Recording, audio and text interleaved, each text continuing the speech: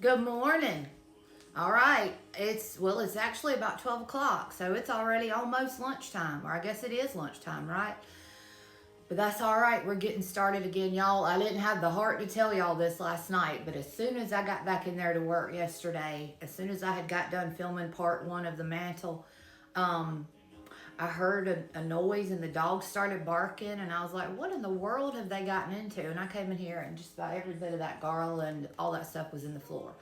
So, unfortunately, in my haste to get done in such a hurry, this is why I have to take my time when I do anything.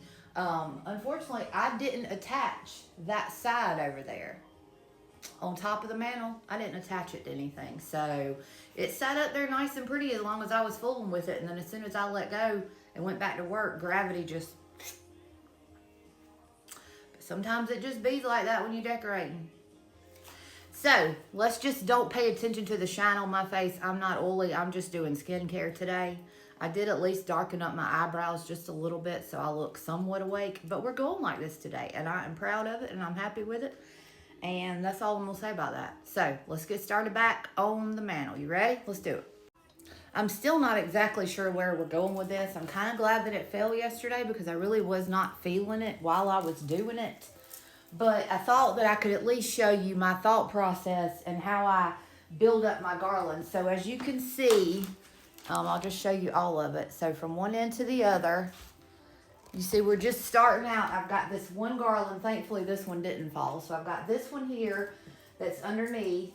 And I may even take down this screen. I don't know. We'll see. I keep that screen there because we do have gas logs and my dogs are just nosy. They love to investigate everything. But I may take that screen down because that way I feel like you'll get more of an idea of what this garland looks like. But my thought process behind all of this is, so I've got all these little pieces. All of these used to be like longer garlands and like big picks.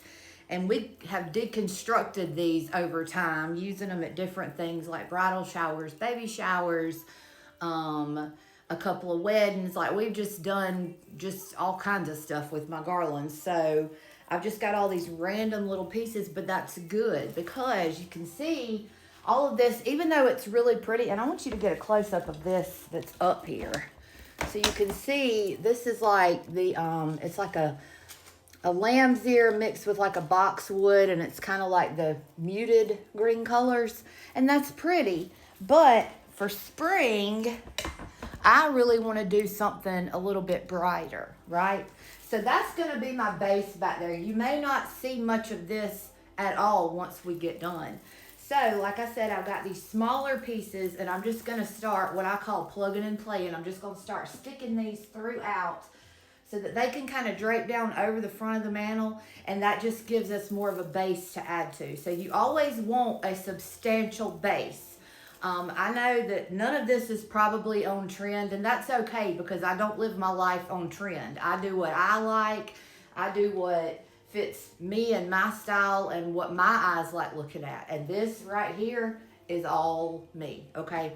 But what I was going to say about not on trend is I know you can go to Hobby Lobby and just buy a garland, stick it on your mantle, and call it a day, right? Throw some Easter eggs up there or whatever. That's what people like to do. I understand that. I, however, am a little bit more creative than that, and I like to see what I can come up with. So that's why I do this. So that's what we're about to start doing, and I'm making this video way too long. But that's okay. If you want to watch, stay watching. Maybe that's why I have on this shirt today, because my parents always said I was the most hard-headed youngin' they'd ever laid eyes on. All right, see, we're building it on up. Now, keep in mind that when you're in this room looking at, you're not going to have this 2,000 watt light shining on this mantle. So the white is not quite as noticeable along this. When I say I'm trying to cover up the white, this is what I'm talking about. These little areas, I don't want that peeking through. When I do a garland, I want it to be a garland, honey. All right, guys, it's coming along. And the more I look at this rooster, I really like him. I think I'm going to leave him up there, but I just need to figure out a few more things to go with him. But you can see I've added my little, I don't know what these are called. I just call them my wisteria. If you know what they're called, you can tell me. But I've added these, and you see I just keep pushing them back. This is kind of hard to do because you want it to kind of dangle off of the fireplace, but at the same time, you don't want it to look like it's falling off. So you kind of have to keep messing with it. maybe do a little cussing like I've been doing off camera and, you know, just keep messing with it. But, so this can stay all summer, right? This does not have to be changed at all, this garland down here. But what I'm going to do is some easy ways just to kind of incorporate spring. And as I had told you the other day with my, my little springtime tote, a lot of that stuff came off of my Easter tree. So I have some of these. We're just going to randomly stick some Easter eggs in here. Just kind of like that. Just for a little extra color. And just kind of do them like that. Just stick them in through that garland. Now see, there's some Easter eggs up there. I also have several of these. And I don't know if we might want to just kind of lay these across the top. This is actually a garland, but I'm not trying to hang anything else from this fireplace and risk what happened yesterday. But we could possibly just kind of lay them up here across the top. That way they look like they're at an Easter egg hunt, right? Getting ready for the kids to find them. So we could do something like that. That just adds another little pop of color. And it can very easily be removed when Easter is over and I can still keep the rest of my garland, right? You got to always be thinking. All right, I think we're done and I'm excited. I'm happy about how it's turning out so far. So I brought you up close. Now don't look too close because some of this may or may not just be up here on a prayer. But, so on this end of the mantle, we've got this topiary. And these do light up. I just don't have them lit up right now because I don't have batteries in them. And then we've got this little bunny here. She's actually sitting up on a, it's one of those little shelf thing, one of the little wooden shelf things you get from Hobby Lobby that goes in your kitchen. So this is what's called shopping your house, people. When you need something, when you're decorating, go look around and see what you have before you buy anything else. So anyway, then we've got the Easter egg garland. I found a few bigger Easter eggs to just kind of put throughout the little bunny patch. We've got these two bunnies. They're looking out for their Easter eggs, right? They're watching out until all the kids come and find them. And then we've got some more garlands, some more eggs, and then another topiary. And I really like the rooster. I think he's going to stay. I don't know if you know much about me, but I actually do have a thing for roosters. There's roosters all over my house, so why not put him up there and show him off? He normally just stays up. He's normally part of my fall decor. But when I was telling you yesterday, like, use what you have and just remember that you can use stuff for what you want to use it for. So I don't need to keep him tucked away in the closet all the time just because it's not a certain season that I bought him during, right? And you don't have to either. So if I taught you anything today, I taught you, number one, the hell I won't.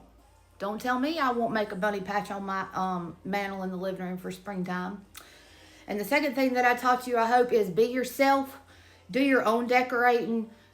Come up with ideas on your own. Don't just, I mean, yes, use Pinterest, use TikTok, use Google, look through the magazines, go out and shop and see what's in the stores. But just remember, the stuff that's in those stores are designed to make money for those stores. They don't really care what your house looks like, right? I do. I want your house to be pretty. I want you to be proud of yourself.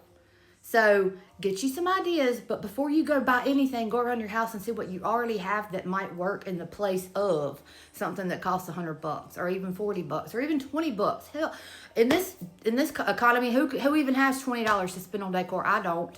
That's why every bit of this stuff up here is old. And guess what? It's going to be used again next year if I decide to decorate.